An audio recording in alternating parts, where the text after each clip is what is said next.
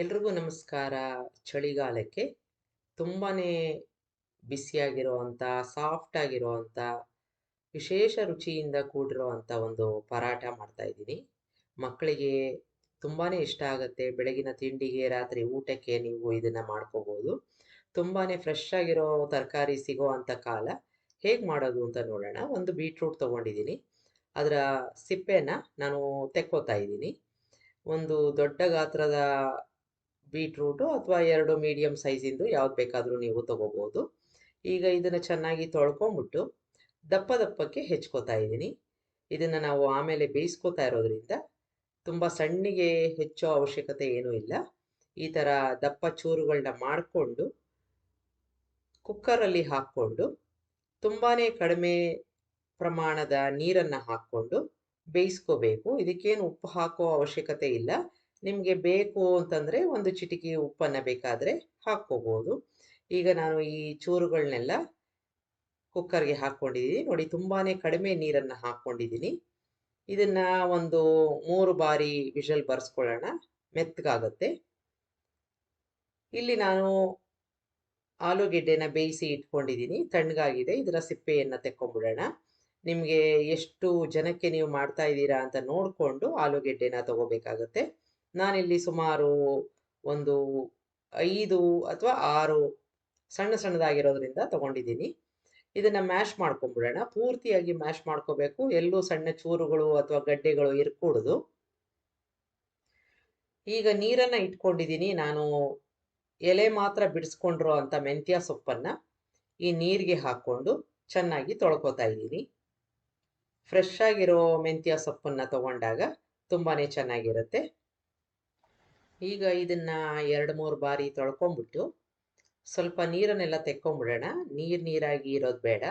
ಈಗ ಒಂದು ಬಾಣಲೆಗೆ ಎಣ್ಣೆ ಹಾಕ್ಕೊಂಡಿದ್ದೀನಿ. ಅದು ಕಾಯೋ ಅಷ್ಟೊತ್ತಿಗೆ ಇಲ್ಲಿ ನಾನು ಈ ಮೆಂತ್ಯ ಸೊಪ್ಪನ್ನು ಹೆಚ್ಕೋತಾ ಇದ್ದೀನಿ. ಮೊದಲೇದಾಗೆ ಹೆಚ್ಕೊಂಡು ಇಟ್ಕೊಂಡ್ಬಿಟ್ರೆ ಕಹಿ ಬಂದ್ಬಿಡುತ್ತೆ. ಈಗ ಎಣ್ಣೆ ಕಾದಿದೆ. ಅದಕ್ಕೆ ಒಂದು ಅರ್ಧ ಮುಕ್ಕಾಲು ಸ್ಪೂನ್ ಜೀರಿಗೆ, ಸ್ವಲ್ಪ ಇಂಗನ್ನು ಹಾಕ್ಕೋತಾ ಇದ್ದೀನಿ. ಚೆನ್ನಾಗಿ ಚಟಪಟ ಅನ್ಬೇಕು.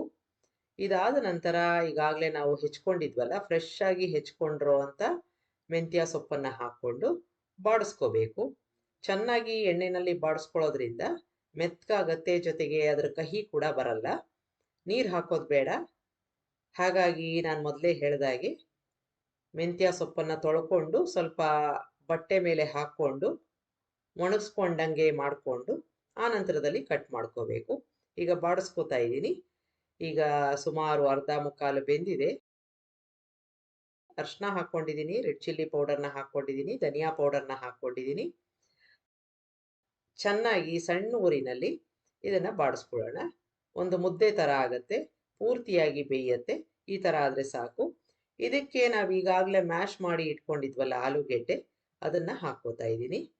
ಈಗ ಗರಂ ಮಸಾಲ ಹಾಕ್ಕೊಂಡು ರುಚಿಗೆ ತಕ್ಕಷ್ಟು ಉಪ್ಪನ್ನು ಹಾಕ್ಕೋತಾ ಇದ್ದೀನಿ. ನಿಮಗೆ ಇನ್ನೂ ಯಾವುದಾದ್ರೂ ಮಸಾಲೆ ಬೇಕು ಅಂತ ಅನ್ಸಿದ್ರೆ, ಸ್ಪೈಸಿಯಾಗಿ ಇರಬೇಕು ಅಂತ ಅನ್ಸಿದ್ರೆ ಹಾಕ್ಕೋಬೋದು. ಹಸಿಮೆಣಸಿನಕಾಯಿ ಕೂಡ ನೀವು ಸಣ್ಣದಾಗಿ ಕಟ್ ಮಾಡಿ ಬೇಕಾದರೆ ಹಾಕ್ಕೋಬೋದು. ಈಗ ಸಣ್ಣ ಊರಿನಲ್ಲಿ ಎಲ್ಲವನ್ನು ಚೆನ್ನಾಗಿ ಮಿಕ್ಸ್ ಮಾಡ್ಕೊಂಡಿದ್ದೀನಿ. ಈ ಥರ ಮುದ್ದೆ ಥರ ಆಗಿದೆ. ಸ್ವಿಚ್ ಆಫ್ ಮಾಡ್ಕೊಂಡ್ಬಿಟ್ಟು ಇದನ್ನು ಒಂದು ಪಾತ್ರೆಗೆ ಹಾಕ್ಕೊಂಡು ಆರಕ್ಕೆ ಬಿಡೋಣ. ಸಂಪೂರ್ಣವಾಗಿ ಆರಬೇಕು. ಆ ನಂತರದಲ್ಲಿ ನಾವು ಪರಾಟ ಮಾಡೋಕ್ಕೆ ಸುಲಭ ಆಗುತ್ತೆ. ಈಗ ನಮ್ಮ ಸ್ಟಫು ತುಂಬಾನೇ ರುಚಿಯಾಗಿರುವಂಥ ಒಂದು ಸ್ಟಫು ರೆಡಿಯಾಗಿದೆ. ಇಲ್ಲಿ ನಮ್ಮ ಬೀಟ್ರೂಟ್ ಕೂಡ ಚೆನ್ನಾಗಿ ಬೆಂದಿದೆ. ನೋಡಿ, ಈ ಥರ ಮಾಡಿದಾಗ ಸರಾಗವಾಗಿ ಕಟ್ ಆಗ್ತಾ ಇದೆ. ಈಗ ಇದನ್ನು ನಾನು ಚೆನ್ನಾಗಿ ಆರಿದ ಮೇಲೆ ಒಂದು ಮಿಕ್ಸಿ ಜಾರ್ಗೆ ಹಾಕ್ಕೊಂಡು ತುಂಬ ಕಡಿಮೆ ಪ್ರಮಾಣದಲ್ಲಿ ನೀರನ್ನು ಹಾಕ್ಕೋಬೋದು, ಇಲ್ಲ ನೀರನ್ನು ನಾವು ಆಮೇಲೆ ಹಿಟ್ಟನ್ನು ಕಲಸಕ್ಕೆ ಉಪಯೋಗಿಸ್ಕೋಬೋದು. ಒಂದು ಪೇಸ್ಟ್ ಥರ ಮಾಡ್ಕೋತಾ ಇದ್ದೀನಿ.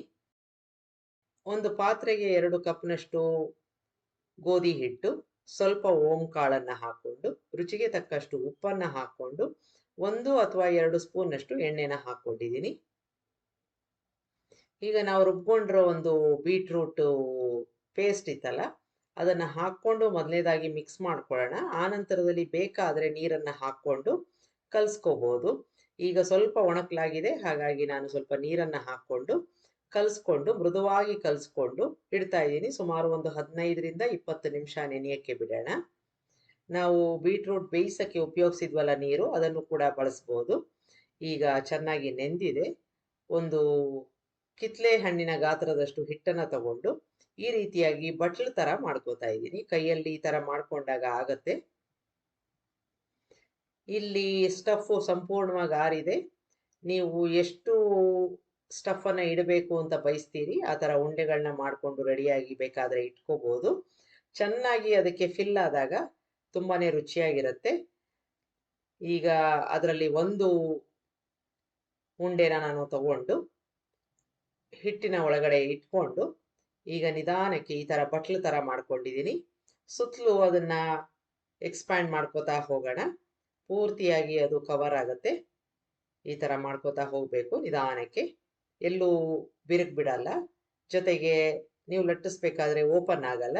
ಈಗ ಕೊನೆಯದಾಗಿ ಚೆನ್ನಾಗಿ ಸೀಲ್ ಮಾಡಿ ಎಕ್ಸ್ಟ್ರಾ ಹಿಟ್ಟು ಇದೆ ಅಂತ ಆದ್ರೆ ಅದನ್ನ ತೆಗೆದುಬಿಟ್ಟು ಅಂಗೈಯಲ್ಲಿ ಸ್ವಲ್ಪ ಪ್ರೆಸ್ ಮಾಡ್ಕೊಳ್ಳೋಣ.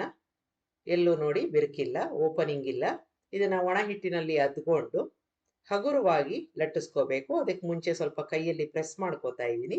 ಎಲ್ಲ ಕಡೆ ನಾವು ಇಟ್ಟಿರೋ ಒಂದು ಸ್ಟಫ್ ಹರಡ್ಕೋಬೇಕು. ಈಗ ನಿಮಗೆ ತೆಳ್ಳಗೆ ಬೇಕಾ ಅಥವಾ ಸ್ವಲ್ಪ ದಪ್ಪಕ್ಕೆ ಬೇಕಾ ನೋಡ್ಕೊಂಡು ಲಟ್ಟಿಸ್ಕೋಬೇಕು. ತವಾ ಈಗಾಗಲೇ ಕಾಯಕ್ಕೆ ಇಟ್ಟಿದ್ದು ಬೇಯಿಸ್ಕೊಳ್ಳೋಣ. ನಿಧಾನಕ್ಕೆ ಎರಡೂ ಬದಿಯಲ್ಲಿ ಗರ್ಗರಿ ಆಗೋ ತನಕ ಬೇಯಿಸ್ಕೋಬೇಕು. ತುಪ್ಪ ಅಥವಾ ಎಣ್ಣೆ ನಿಮ್ಗೆ ಯಾವ್ದು ಬೇಕೋ ಅದನ್ನ ಹಾಕೋಬಹುದು. ನಿಧಾನಕ್ಕೆ ಬೆಂದಾಗ ತುಂಬಾನೇ ಗರ್ಗರಿಯಾಗಿ ಈ ತರ ಉಬ್ಬಿ ಬರುತ್ತೆ. ಹಿಟ್ಟು ಚೆನ್ನಾಗಿ ನಾದಿದ್ರೆ ಈ ರೀತಿಯಾಗಿ ಬಂದು ಗರ್ಗರಿಯಾಗಿ ಬರುತ್ತೆ. ಒಂದ್ಸಲ ಮಾಡಿ ನೋಡಿ, ತುಂಬಾನೇ ರುಚಿಯಾಗಿರುತ್ತೆ. ಹೊರಗಡೆಯಿಂದ ಒಂದು ಕಲರು, ಒಳಗಡೆಯಿಂದ ಒಂದು ಸ್ಟಫ್ ಕೂಡ ಅಷ್ಟೇ ರುಚಿಯಾಗಿರೋ ಅಂಥದ್ದು. ಬೀಟ್ರೂಟ್ ಕೂಡ ಉಪಯೋಗಕ್ಕೆ ಬರುತ್ತೆ. ಈಗ ಆಗಿದೆ ಗರ್ಗರಿಯಾಗಿ. ಇದನ್ನ ಒಂದು ತಟ್ಟೆಗೆ ನಾವು ಬಡಿಸ್ಕೊಳ್ಳೋಣ. ಇದೇ ರೀತಿಯಾಗಿ ಮಿಕ್ಕ ಮಿಶ್ರಣದಿಂದ ಹಿಟ್ಟಿನಿಂದ ನಾನು ಪರಾಟಾನ ಮಾಡಿದ್ದೀನಿ. ಇದ್ರ ಜೊತೆಗೆ ಮೊಸರು, ರಾಯ್ತ ಅಥವಾ ಯಾವ್ದಾದ್ರು ಪಲ್ಯ ಸರ್ವ್ ಮಾಡ್ಬೋದು. ನೋಡಿ ತುಂಬಾನೇ ಸಾಫ್ಟ್ ಆಗಿರೋ ಅಂಥದ್ದು. ಮೆಂತ್ಯ ಸೊಪ್ಪು ಜೊತೆಗೆ ಆಲೂಗೆಡ್ಡೆ ಬಳಸಿ ಮಾಡಿರೋ ಅಂತ ಒಂದು ಸಾಫ್ಟ್ ಆಗಿರೋ ರುಚಿಯಾಗಿರೋ ಅಂತ ಪರಾಟ ರೆಡಿ ಆಯಿತು. ಚಳಿಗಾಲಕ್ಕೆ ಹೇಳಿ ಮಾಡಿಸಿರೋ ಅಂತ ಒಂದು ಪರಾಟ. ತುಂಬಾನೇ ಮಕ್ಕಳು ಇಷ್ಟಪಟ್ಟು ತಿಂತಾರೆ. ಲಂಚ್ ಬಾಕ್ಸ್ಗೆ ಕೂಡ ತುಂಬಾನೇ ಚೆನ್ನಾಗಿರುತ್ತೆ. ಒಂದ್ಸಲ ಮಾಡಿ ನೋಡಿ. ನಿಮಗೆ ರೆಸಿಪಿ ಇಷ್ಟ ಆದಲ್ಲಿ ಲೈಕ್ ಮಾಡಿ, ಶೇರ್ ಮಾಡಿ, ಕಮೆಂಟ್ ಮಾಡಿ, ನನ್ನ ಚಾನಲ್ಗೆ ಸಬ್ಸ್ಕ್ರೈಬ್ ಮಾಡಿ. ನಮಸ್ಕಾರ.